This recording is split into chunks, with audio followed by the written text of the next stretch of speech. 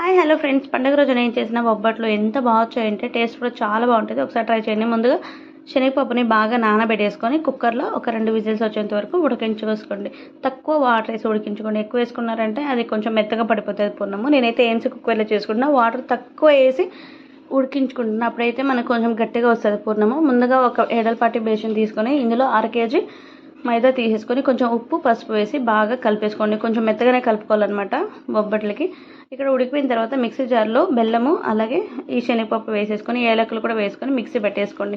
రోట్లో అయితే ఇంకా చాలా బాగుంటుంది. ఇలా అంతా మిక్సీ పెట్టేసుకున్న తర్వాత ఉండల్లాగా చేసుకొని పక్కన పెట్టుకోండి. చూడండి, మనం కలుపుకున్న తర్వాత ఒక 10 నిమిషాలు అలా వదిలేస్తే పర్ఫెక్ట్గా రెడీ అయిపోతాయి బొబ్బట్లకి.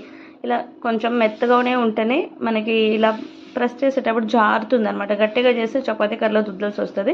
ఇలా లోపల పూర్ణం పెట్టేసుకొని కాల్ చేసుకోవడమే రెండు పక్కలను. చాలా సింపుల్ అండి. ఫుల్ వీడియో నేను ఆల్రెడీ అప్లోడ్ చేసిన, ఎవరైనా చూడని వాళ్ళు ఉంటే చూడండి.